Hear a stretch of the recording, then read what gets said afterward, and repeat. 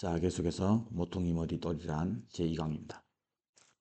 자, 이 모퉁이 머리돌을 제대로 알면 하나님의 경륜의 비밀을 더 잘 알게 됩니다. 하나님의 경륜의 비밀을 잘 알게 되면은 지금 현재 우리 자신과 교회에 대해서 더 풍성하게 그 의미를 알게 되고, 자신과 교회의 정체성을 알게 되면은 그 나라를 더 알게 됩니다. 여러분들이 이 모퉁이 머리돌에 대해서 알든 모르든 관계가 있단 말이에요. 그래서 이 모퉁이 머리돌 때문에 사느냐 아니면은 이 모퉁이 머리돌에 맞아 죽느냐, 아주 심각한 문제입니다. 과거에 이스라엘 백성들은 이 모퉁이 머리돌을 몰라봤기 때문에 그래서 그 돌에 맞아 죽는 사람들이 많았고, 지금의 교회도 똑같은 겁니다. 이 모퉁이 돌을 정확하게 알면 그 당시 이스라엘 백성들이 십자가를 질러 오신, 죽어 오신 예수님을 알아보게 되었을 것이고, 최소한 그들의 손으로 십자가에 못 박혀 이방인에게 넘겨주는 일은 안 하죠. 다행히 소수의 제자들을 포함한 남은 유대인들 모퉁이 돌 예수님을 알아봤기 때문에 이 복음은 우리에게까지 전해졌는데, 지금 이 교회가 모퉁이 돌 예수님을 제대로 알게 되면은 십자가를 원하는 예수님에 대해서 알게 되고, 그 예수님과의 우리 관계가 정확한 관계가 되고, 우리가 그 예수님이 원하는 바로 그 사람이 될 수 있다고 해요. 주의할 점은 뭐냐면은, 여러분들 이 모퉁이 돌은 비유입니다. 예수님을 모퉁이 돌로 비유를 한 거예요. 이런 개념 우리가 보겠습니다.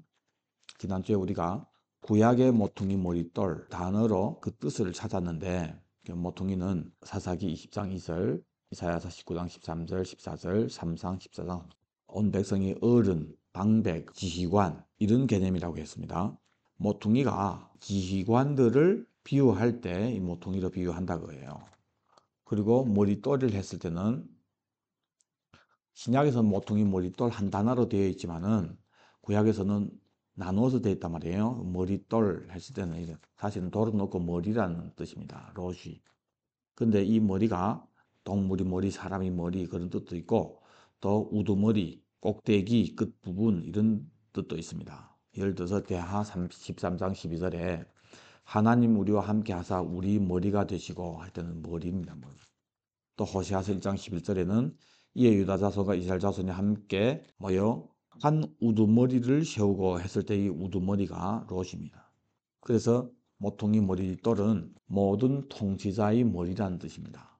신약의 표현으로는 만왕이왕 만주의 주 이런 뜻이고, 근데 만왕이왕이 되신 예수님을 모퉁이돌로 비유할 때 표현하려고 하는 것은 집을 짓는 지휘관이라는 그런 뜻이란 말입니다. 즉 집을 짓는 지휘관이 모퉁이돌입니다. 에베소서 2장 19절로부터 21절에 보면은 이제부터 너희는, 이건 이방인을 얘기합니다. 외인도 아니고 나그네도 아니요 오직 성도들과 동일한 시민이요. 여기서 그 당시 성도로 표현했을 때는 1차적으로 유대인들을 얘기하는 거예요. 유대인들이 먼저 예수 믿었잖아요. 그 사람들하고 동일한 시민이고 하나님의 권속이다. 너희는 사도들과 선지자들이 터 위에 세우심을 입은 자다. 그리스도 예수께서 친히 모퉁이 돌이 되셔서, 그래서 모퉁이 돌이신 그분 안에서 건물마다 서로 연결되는데 유대인하고 이방인을 얘기하는 거예요. 연결된다. 그래서 뭐가 되냐면은 성전이 되어가고 너희도 성령 안에서 하나님이 거하실 처소가 되기 위하여 그리스도 예수 안에서 함께 지어져 간다. 누구하고? 유대인들하고 이방인이. 그래서 모퉁이 돌, 이 예수님 지휘관을 통해서 유대인과 이방인이 함께 하나님이 거하실 성전, 거하실 처소로 지어져 간다고 해요. 자, 성경에서 모퉁이 돌로 예수님을 표현할 때 지휘관인데 건물을 짓는 지휘관으로 얘기한단 말이에요. 그래서 건물의 그 모퉁이 이 표현으로 비유를 한 겁니다. 이 모퉁이로 인해서 건물이 유대인하고 이방인이 연결이 되기 때문에, 연결시켜서 뭐 하냐? 하나님 거하실 처소가 되어 간다. 이것을 표현하려고 예수님을 모퉁이 머리돌로 비유를 하는 겁니다. 근데 모든 사람이냐? 아니고 이 모퉁이 머리돌로 오신 예수님을 알고 그분께 무릎을 꿇는, 즉 믿는 이스라엘과 이방인, 이 사람들 연합이 되어서 하나님이 거하실 처소가 되어 간다고 해요. 자, 성경에서 제일 처음 예수님을 모퉁이 돌로 비유할 때는 욥기 38장 4절부터 6절에 나오는데 아주 중요한 말씀입니다. 그 유명한 하나님께서 욥에게 하신 말씀이죠. 내가 땅에 기초를 놓을 때에 내가 어디 있었느냐? 6절에 그것이 주추는 무엇 위에 세워졌으며 그 모퉁이 돌을 누가 놓았느냐? 자, 땅에 기초를 놓을 때, 즉 창조된 이 땅에 기관을 세웠다고 해요. 모퉁이 돌을 세웠다고 해요. 모퉁이 돌. 바로 예수님이라고 해요. 그래서 이 지휘관이신 예수님을 통해서 창조가 된 겁니다. 그래서 잠언 8장 29절부터 보면은 하나님께서 땅의 기초를 정하실 때에 예수님이 그 곁에서 창조자가 되었다고 합니다. 날마다 그의 기뻐하신 바가 되었으며 항상 하나님 앞에서 즐거워했고 사람이 거처할 땅에서 즐거워해서 인자들을 기뻐하셨다. 이제 창조될 사람들을 기뻐했단 말입니다. 예수님이 그렇게 즐거워하신 거예요.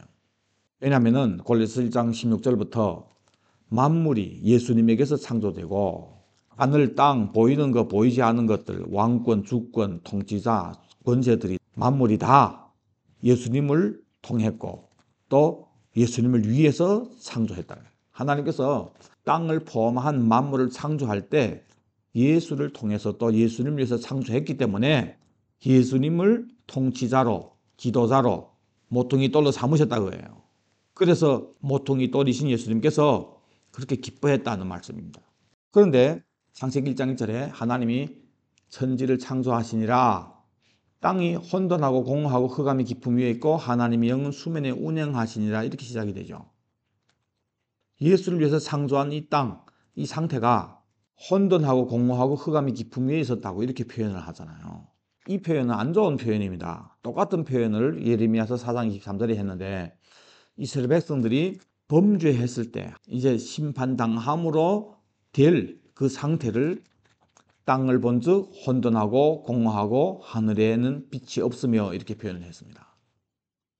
창세기 1장 2절에도 혼돈, 공허, 흑암이 깊음, 하늘에는 빛이 없음 똑같은 거잖아요. 흑암이 빛이 없으면 흑암이잖아요. 이런 표현을 했단 말이에요. 그러니까 땅이 창조되었을 때 빛이 있으라 하는 첫째 날 빛을 창조하기 전에 이 땅에 타락한 사건이 있었다고 해요. 하나님께서 이미 심판을 행한 흔적이란 말입니다. 그래서 지금 현재 심판하고 난 이 상태에서 빛이 있으라 하면서 창조가 시작이 된 거예요. 이 부분은 여러분들이 받아들여도 되고 안 받아들여도 됩니다. 저는 이렇게 믿습니다.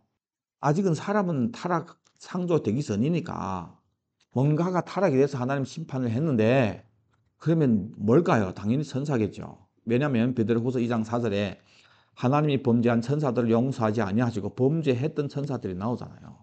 그래서 지옥에 던져 구덩이에 둔 놈들이 있고 또 유다서 1장 6절에 자기 지위를 지키지 아니하고 자기 처소를 떠난 천사들을 큰 날이 심판까지 영원한 결박으로 흑암에 가두셨다. 타락한 천사 이 사건들이 이미 있었습니다. 그리고 요한일서 3장 8절에 죄를 진 자 마귀에게 속하나니 마귀는 처음부터 범죄합니다. 마귀가 처음부터 범죄했대요. 천사 중에 한 놈이잖아요. 이미 범죄했다고 해요. 그런데 이 범죄한 천사들 중에 가둬놓은 놈이 있고 지금 에덴에 와서 미혹을 하고 있는 이 놈도 있습니다. 빛과 어둠을 나누는 사건이 그래서 나온 거예요. 자, 정리하면은 만물을 창조할 때 예수를 창조했는데 이 땅의 기초를 두실 때에 예수님을 모퉁이 머리돌로 세웠다고 해요.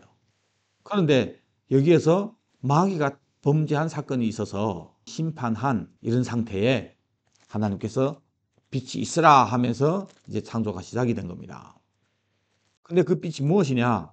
고린도후서 4장 6절에 어두운 데서 빛이 비치리라 말씀하셨던 하나님께서 즉 창세기 1장 3절에 빛이 있으라 하시는 빛이 있었고 이 사건을 얘기합니다. 그 하나님께서 예수 그리스도의 얼굴에 있는 하나님의 영광을 아는 빛을 우리 마음에 비추셨다. 그러니까 빛이 있으라 이 사건이 또 재현된 거예요. 그래서 창세기 1장 3절에 이 빛이 무엇인지를 사도 바울을 통해서 설명한 겁니다. 이 빛은 예수님의 얼굴에 있는 빛인데 무슨 빛이냐? 하나님의 영광이 무엇인지를 알 수 있는 빛, 우리 마음에 비추셨다. 그래서 이미 범죄한 이 흑암의 영역에 주인이 예수님이기 때문에 모퉁이 돌이신 예수님이 얼굴에 있는 하나님의 영광이 무엇인지 아는 빛을 쫙 비추면서 창조가 된 거예요. 이것은 첫째 날이 창조잖아요.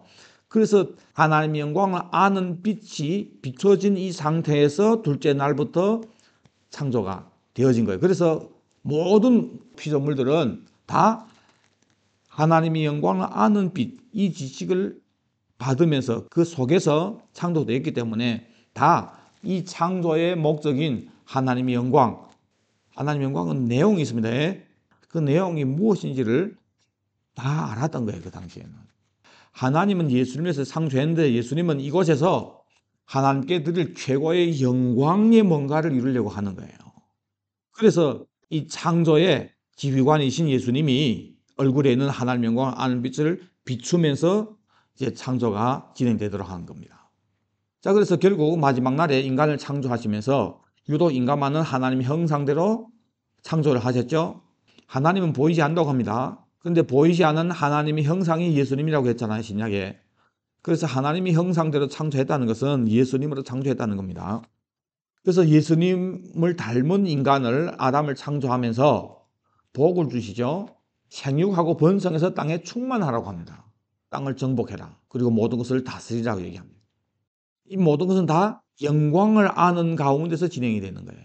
즉 하나님께 드릴 영광, 이것을 이루기 위해서 진행되는 겁니다. 그런데 생육 번성 땅에 충만하기도 전에 뱀이 와서 유혹을 했죠. 그것을 고린도후서 11장 3절에 뱀이 그 관계로 하와를 미혹한 것 같이 그 당시 그 사건이 지금 교회도 똑같이 일어난다고 해요. 너희 마음이 그것을 향한 진실한 것을 깨끗하면서도 나 부패할까 봐 두렵고. 요한일서 3장 8절의 말씀처럼 죄를 지는 자는 마귀에게 속하나니, 그래서 예수님을 모퉁이 돌로 세우시고 이것을 창조해서 예수님은 지휘관이기 때문에 이 창조를 통해서 이루려고 했던 것이 하나님께 영광인데, 어떤 영광인데, 그래서 그 영광을 아는 빛을 비추면서 창조해서 이제 그 영광을 이루어야 되는데 그 영광이 이루어지기도 전에 인간이 범죄함으로 하나님께 영광이 되기 위해서 인간에 맡겼던 예수님의 이 나라가 요한일서 5장 19절에 온 세상은 악한 자에게 처한 것이며 마귀에게 처한 것이 되어버린 겁니다. 그래서 공허하고 혼돈하고 흑암 깊음 위에 있던 그 상태로 돌아간 거예요, 세상이. 그런데 이제 예수님께서 하나님의 아들이 이 땅에 오셔서 우리에게 지각을 주셔서, 즉 영광이 무엇인지 아는 그 빛을 다시 받게 해서, 그래서 참된 자를 알게 해서 우리가 참된 자고 예수 안에 있게 되므로 영생을 얻게 하신 겁니다. 그리고 예수님이 오신 것은 마귀를 멸하려고 왔다고 했는데 결국은 이 창조의 모퉁이 돌이신 예수님이 처음부터 그분이 지휘 가운데서 이루려고 했던 그 계획, 아버지께 드릴 영광, 이것이 이루어진다고 해요. 버리는 거 아닙니다. 절대. 반드시 그것을 이루십니다. 왜요? 모퉁이 돌이 예수님이기 때문에요. 이스라엘 백성들을 택하였을 때도 모퉁이 돌이 예수님이신데 이스라엘 백성들이 그걸 빼버렸잖아요. 그래서 예수님이 그 계획이 파탄됩니까? 결국은 예수님을 통해서 또 이루십니다. 유대인들도 다시 회심을 하고 이방인과 함께 그 모퉁이 돌로 연합이 되어서 하나님이 거하실 처소가 되어집니다. 이것은 반드시 이루어지십니다. 그런데 유대인을 버리는 거 아니란 말이에요. 마찬가지로 이 창조도 예수님을 모퉁이 돌로 세웠기 때문에 마귀에게 넘어갔다 해서 버리는 거 아니란 말이에요. 반드시 그 모퉁이 돌이신 예수님이 계획대로 진행이 된다 그거예요. 그래서 그것을 이 회복이 될 때를 히브리서 2장 5절에 장차올 세상이라고 합니다. 히브리서 2장 5절에 하나님이 우리가 말하는 바 장차올 세상, 이것은 천사들에게 복종하는 것이 아니다 그거예요. 사람에게 주는 거란 말이에요. 그래서 사람이 무엇이길래 주께서 그를 생각하시고 주께서 그를 돌보시고 이 마귀에게 넘겼던 우리 인간들을 위해서 예수님을 사람의 몸으로 천사보다 잠시 못하게 이 땅에 보내주셔서 영광과 존귀로 관을 씌우시고 만물을 그 발 아래 복종하게 하셨습니까? 그런데 아직은 만물이 그에게 복종한 것을 보지 못한다고 해요. 그러면서 지금은 초림이 예수, 그리고 부활 승선에서 영광과 존귀로 관 쓰신 예수를 본다고 얘기하잖아요. 아직 재림이 예수를 보지 못한다고 얘기하잖아요. 재림이 예수는 아직 이루어지지 않았단 말입니다. 그 재림이 이루어지기 전까지 아직은 만물이 그게 복종하지 않는데 이제 장차 올 세상, 예수님께 복종하게 되는 장차 올 세상에 오게 된다고 해요. 그때 예수님이 그 나라를 우리에게 준다고 얘기하는 겁니다. 다시. 왜 이것은 반드시 이루어져야 됩니까? 처음에 시작할 때 모퉁이 돌을 예수님으로 세웠기 때문에 이것은 실패할 수가 없는 거예요. 중간에 마귀가 타락했든지 마귀 와서 인간을 타락하게 했든지 주님은 반드시 이것을 이루신다고 해요. 처음에 창조할 때 예수님이 사람이 거할 이 땅에서 즐거워했다고 얘기했잖아요. 그때 예수님을 모퉁이 돌로 세우셔서 창조가 됐잖아요. 그게 마귀에게 넘어갔단 말입니다. 그런데 모퉁이 돌이신 예수님이 이루려고 했던 그 설계는 반드시 이루어진다고 해요. 그걸 이루기 위해서 예수님이 사람이 몸으로 이 땅에 왔을 때를 호림이 예수님이 유대 땅에 오잖아요. 베드로전서 2장 6절에 성경에 기록되었을 때 보라 내가 택한 보배로운 모퉁이 돌을 시온에 둔다. 뭘 이루시냐? 본래 예수를 위해서 창조한 이 세상에 주인이신 예수님이 모퉁이 돌로서 그 계획을 이루신다고 해요. 그래서 예수님이 오신 것을 택한 보배로운 모퉁이 돌을 시온에 두었다. 이렇게 얘기하는 겁니다. 그래서 모퉁이 돌로 표현했을 때 이걸 아셔야 된다고 해요. 처음에 얘기했잖아요. 성경에서 모퉁이 돌을 표현할 때는, 비유할 때는 집을 짓는 걸 얘기한단 말입니다. 예수님이 와서 다시 본래 이루려고 했던 그 집을 짓는다고 해요. 그런데 예수님께서 이 땅에 왔을 때 버림받을 것을 이미 예언을 했습니다. 시편 118편 22절부터 25절에 건축자가 버린 돌이 집 모퉁이 머릿돌이 되었다. 자, 지금까지 모퉁이 돌을 설명하기 위한 서론 부분인데 여러분들 이 성경 구절들을 잘 찾아보시고 확인하시고 그러면 이 모퉁이 돌이신 예수님이 지으려고 했던 본래 지으려고 했던 그 집을 완성하는 그 집이 도대체 무엇인지 묵상을 해보세요. 찾아보세요. 사실은 오늘 말씀에 답이 다 나왔습니다. 다음 강의에 또 뵙겠습니다. 이 내용이 좀 어려운 부분이기 때문에 제가 길게 안 하고 이렇게 짧게 할 건데 여러분들 많이 묵상하시고 다음 강의를 기대하세요. 자, 여러분들에게 부탁을 드리고 싶은 것은 여러분들이 들으시고 은혜 되셨다면은转发를 많이 해주세요. 펑유쉐레 하든지 아니면 주인회 하든지 개인적으로 하면은 많은 사람들이 더 듣더라고요. 여러분들이 아는 분들 있잖아요.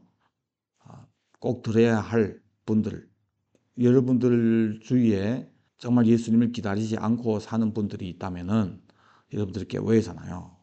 그래서 많이转发를 해주세요. 땐짠도 하고 소우창도 하고 감사합니다. 그리고 혹시 앞으로 스핑허가 올려지지 않으면은 유튜브 할 수 있는 분들은 유튜브에서 전사 강단, 제 이름이 전사무엘이기 때문에简称 전사강단 검색하시면 저희 채널이 있습니다. 전사강단全弟兄课堂, 중국말로 全弟兄课堂 검색해도 됩니다.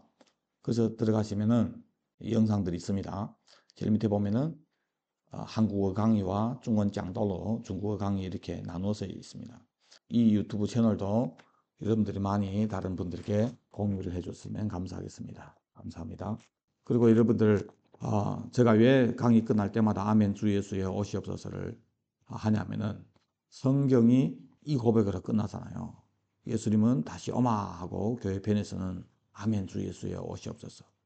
초대교회 때는 인사가 아멘 주 예수여 오시옵소서 마라나타를 했답니다. 왜냐하면 이것이 중요하니까. 그래서 여러분들 예수 기다리면서 하는 것이 너무 중요한 건데 여러분들도 자주 이 고백을 하세요. 아멘 주 예수여 오시옵소서. 예배 끝나면 아멘 주 예수여 오시옵소서를 끝나고 모든 모임은 이 고백으로 끝나므로 그래서 여러분들 스스로가 이 고백을 하면서 나는 신랑을 기다리고 있는 신부다 하는 자신의 정체성을 잊지 마시고 매일 기다리면서 깨어있는 삶을 살으라고 그래서 이 고백을 하는 겁니다. 다 같이 고백을 합시다. 아멘 주 예수여 오시옵소서. 아멘 주 예수여 오시옵소서. 아멘 주 예수여 오시옵소서. 아멘.